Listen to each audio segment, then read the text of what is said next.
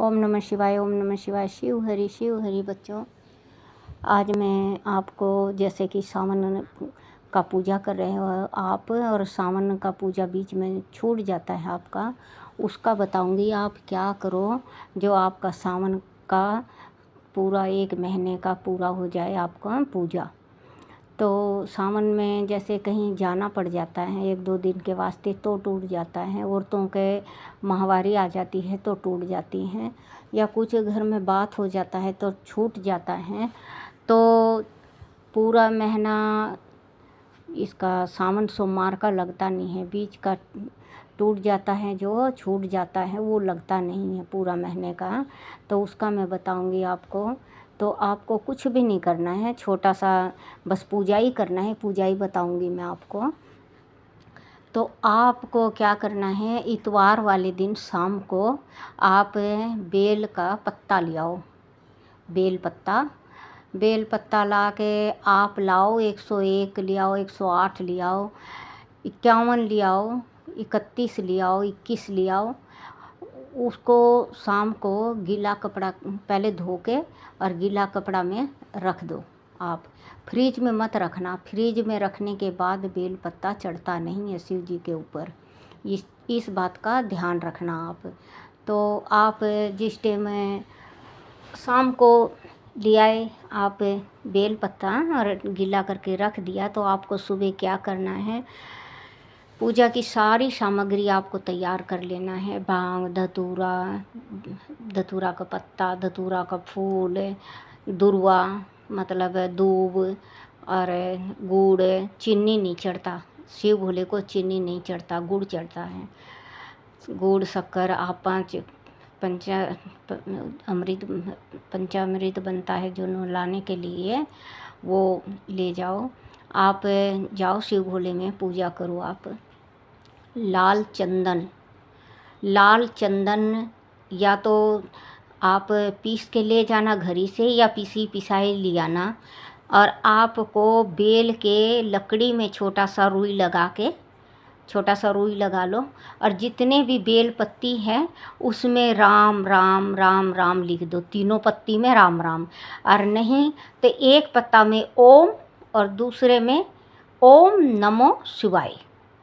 जैसे ओम एक पत्ते में, नमो शिवाय, ऐसे आप उसमें लिख के आप कच्चा सूत ले लो, सफ़ेद रंग का कच्चा सूत ले लो, और उसमें माला बना लो। माला बना के और शिव भोले को अर्पण करो। आप शिव भोले को अर्पण करो पूजा के बाद। माला पहनाओ और आप प्रार्थना करके ये कहो, जो मेरी से ये पूरा सोमवार या पूरा सावन टूटी हुई है, उसका परमात्मा मैं ये बेल पत्र चढ़ा रहा हूँ या चढ़ा रही हूँ, आप मेरे पूरा महीने का फल देना। तो आदमियों का तो टूटता नहीं है, कहीं ऐसे ही 1 आधे दिन टूटता है, छूट जाता है, लेकिन औरतों का 7 दिन छूट जाता है। बुजुर्ग औरतों का नहीं छूटता, जवान औरतों का 7 दिन के छूट जाता है। तो 7 दिन जो छूटता है बच्चियों, बहनों, तो वो आप ऐसे करके आप पूरा कर सकते हो शिव भोले को पूजा करके। और आप बेल, अगर आप सुबह नहीं चढ़ाओ तो आप शाम को जिस टाइम सूर्य अस्त के बाद आप शिव भोले को ये पत्ता चढ़ा सकती हैं। लेकिन एक गलती भूल के भी मत करना, तुरंत बेल पत्ता जब जिस दिन आप चढ़ाते हो, सोमवार के दिन चढ़ाते हो, तो तुरंत बेल पत्ता चढ़ाना नहीं चाहिए। जैसे सोमवार का बताया है मैंने, इसमें माला भगवान के वास्ते माला बना के पहनाने के वास्ते, तो इतवार को शाम को तोड़ के सोमवार के दिन माला चढ़ेगा। तो चाहे किसी दिन भी आप माला बना के चढ़ाओ, 1 दिन पहले लाना चाहिए। उसको गीला कपड़ा में रखो, ख़राब नहीं होता, और आप दूसरे दिन आप पूजा करो। और तुरंत तोड़ के बेल पत्र नहीं चढ़ाना चाहिए। आप पूजा करने जा रहे हो और बेल पत्ता चढ़ा हुआ है शिव भोले के ऊपर, तो उसको उतार के आप धो के और राम नाम लिख के चढ़ा सकते हो। या ओम नमः शिवाय ये लिख के चढ़ा सकते हो। या अगर आप लिख नहीं सकते तो तीनों पत्तों में एक एक बिंदी लगा दो और बीच वाली में लंबी बिंदी लगा दो, आप चढ़ा सकते हो। और बेल की डंडी हमेशा जलाधारी के पास होनी चाहिए, जलाधारी के पास बेल की डंडी होनी चाहिए। अगर आप बेल पत्ती चढ़ाओ शिव भोले के ऊपर तो आप ऐसे करो, आपका पूरा सावन का सोमवार भी और सावन भी आपका पूरा फल मिलेगा आपका। आप के शिव जी बोले आपके ऊपर कृपा भी बरसाएंगे। आप पूजा करो और शिव भोले का प्रार्थना करो। अगर आप नहीं भी जा रहे हो, कहीं गए हो, तो ओम नमः शिवाय का जाप बिल्कुल मत छोड़ना। कहते हृदय में भगवान होते हैं। ओम नमः शिवाय का जाप करते रहो आप, आपके हृदय में भगवान है।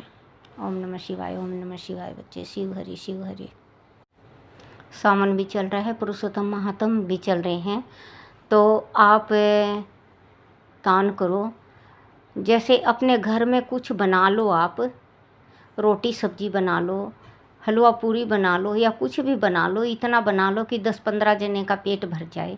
आप रोटी खाना बना के आप कोढ़ियों के आश्रम जाके कोढ़ियों को खिला दो, तो आपको इतना बड़ा पुण्य मिलेगा बच्चों। पुरुषोत्तम महात्म चल रहा है लोंद का, आप ज़रूर करा करो। एक सावन का महीना भी है, एक पुरुषोत्तम महात्म भी है लोंद का।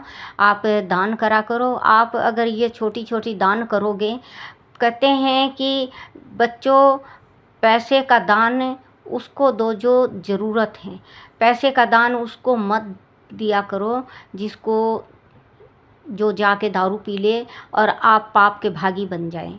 क्योंकि वो दारू पी लेता है, दारू पीने के बाद अपने बच्चों को पीटता है। वो 2-3 उनके जो बच्चे होते हैं, उनके आत्मा, उनकी बीबी के आत्मा आपको दुर्सेजती हैं, तो आपको दान लगने के बजाय श्राप लग जाता है। तो आप दान हट्टे कट्टे को मत दिया करो। बुजुर्ग को अगर देते हो तो उनको रोटी दो। रोटी का दान बहुत बड़ा दान होता है। अगर कोई मांगने आ जाए, साधु संत मांगने आ जाए, तो साधु संतों को पैसे की क्या ज़रूरत है। आजकल आते हैं सीधे ही 20 रुपये दे दो, 50 रुपये दे दो। पैसा बिल्कुल देना नहीं चाहिए। उनको रोटी का दान दो, रोटी खिला दो। 2 साधु हो तो दोनों को रोटी पेट भर खिला दो। आप आत्मा सो परमात्मा, जो रोटी खा लिया तृप्त हो गया। तो भगवान कहते हैं कि रोटी, एक दफ़े श्री कृष्ण भगवान इसके पास गए थे द्रौपदी के पास, तो उन्होंने कहा, बोले बहन मुझे भूख लगी है। तो द्रौपदी कहने लगी, भैया इस पात्र में बस एक ही दफ़े अनाज मिलता है, चाहे कुछ भी ले लो। तो भगवान कहते हैं क्योंकि ये संसार उस टाइम बिल्कुल भूखा था, अकाल पड़ा हुआ था, भूख से तड़प रहा था ये संसार। उस टाइम में भगवान ने कहा, बहना उस पात्र को दिखा। तो उस पात्र को दिखाई जिस टाइम में द्रौपदी, तो भगवान ने उसमें से थोड़ा सा एक साइड साग का एक थोड़ा सा दाना साग का और चावल का उनको मिला। भगवान ने वो ही खा लिए। और वो भी था, और ये भी था कि उनके यहाँ साधु महात्मा आए। वो जो साधु महात्मा, मुझे नाम अभी याद नहीं है, साधु महात्मा वो बहुत ज़्यादा जिद्दी और हट्टी और गुस्सेल थे। तो भगवान बोले कि परमात्मा अब मेरी इज्जत कैसे बचेगी। द्रौपदी कहने लगी, भगवान अब हमारी इज्जत कैसे बचेगी। भगवान उस टाइम आए और वो एक दाना चावल खा के साधुओं का पेट भरा था, नहाते नहाते उनका पेट भर गया था। तो वही कहते हैं बच्चों, दान दो खाने का, कोढ़ियों का दो। जो कोढ़ी हैं बेचारे, जो संसार से अलग निकले हुए हैं, उनको दो। कपड़ा जो बच्चों कपड़ा का दान करते हो तो कोढ़ियों को दो, कोढ़ियों को दान दोगे, बहुत बड़ा दान होता है। भूखे को दान, नंगे को कपड़ा, गर्मी हो रही है चप्पल दान करो आप, जैसे किसी के पैर में ना हो चप्पल दो, किसी के तन पे वस्त्र ना हो, महंगा नहीं बच्चों, सस्ता ही सही वस्त्र दो। ये थोड़ी ना है कि आप ब्राह्मण को दान दोगे जब भी दान होगा, नहीं। अगर कुत्ता भी आ गया है आपके दरवाजा के सामने, अगर आपने 4 रोटी, कुत्ते का 4 रोटी होता है, गऊ की 2 रोटी होती है, कुत्ते को 4 रोटी भी दे दिए आप, तो बेटा वो दान से महादान है। मैं एक कहानी सुनाना चाहती हूँ आज, अपना कहानी नहीं सुनाऊंगी आज, मैं यही कहानी सुनाऊंगी। एक ब्राह्मण था तो वो पूजा पाठ करा करता, और एक वेश्या था बनिया। तो बनिया बेचारा कुछ भी करता, उसके यहाँ घर में आमदनी नहीं थी, टोटा पे टोटा, टोटा पे टोटा।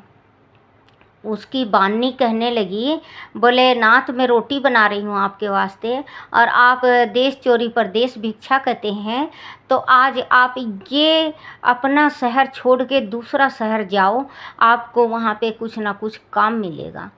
राजा रहते हैं वहाँ पे, ज़रूर कुछ काम मिल जाएगा। ब्राह्मण से पतरा दिखाया, उन्होंने कहा, बोले हाँ आज का मुहूर्त तेरा ठीक है और तू जा। बनिया 4 रोटी लेके चल पड़ा तो पहले बेटे गाड़ी घोड़ा नहीं होया करता, पैदल चला करते या ऊँट पे चला करते या घोड़े पे, जिस पे होया करती घोड़ा गाड़ी रहा करता, लेकिन उस पे बेचारे पे कुछ नहीं था, वो पैदल ही चला गया। चलता चलता ये कुआं दिखा कुछ दूर पे, और भूख लगी आई उसको।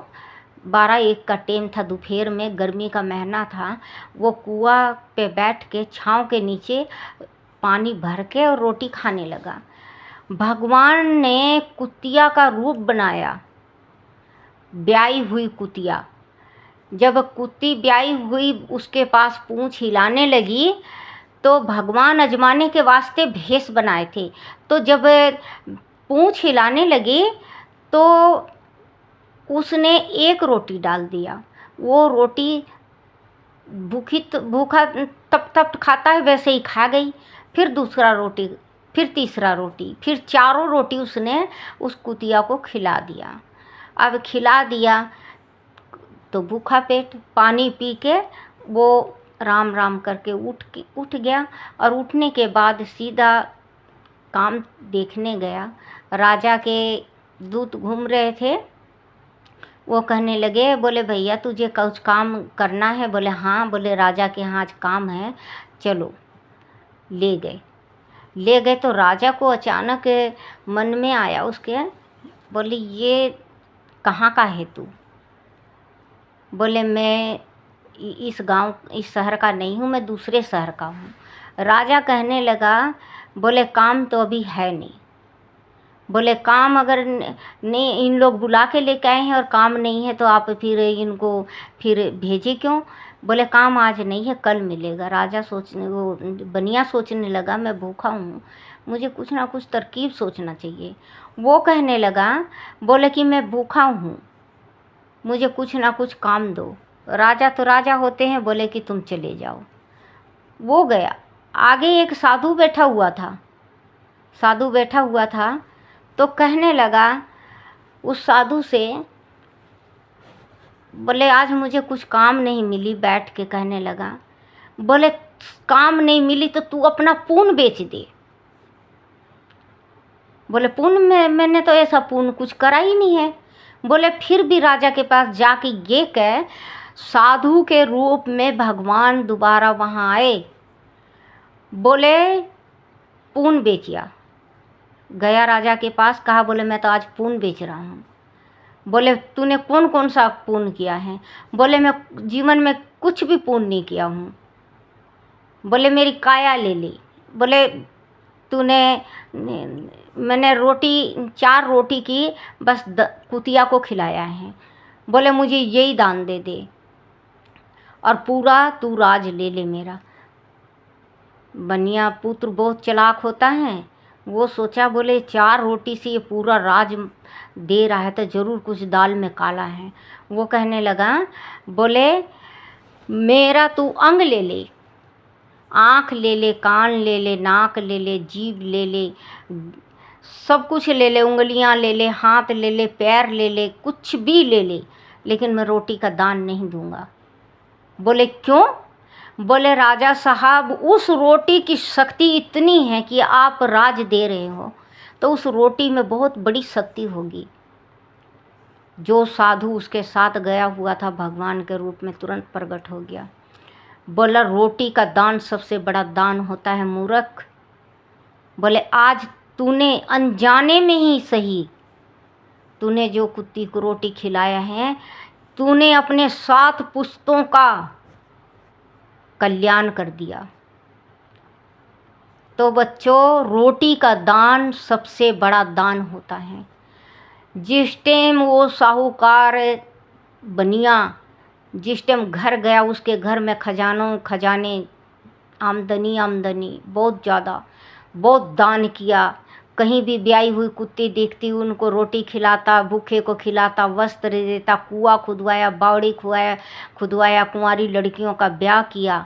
और जिस टाइम उसका अंत आया, भगवान खुद गरुड़ पे आए उसको लेने के वास्ते, और उस बनियों को ले गए। वो ही कहते हैं रोटी का दान बहुत बड़ा दान है इस संसार में। रोटी जल का दान करा करो, आपका 7 पुश्त तर जाएंगे। ओम नमः शिवाय, ओम नमः शिवाय। शिव हरि बच्चों।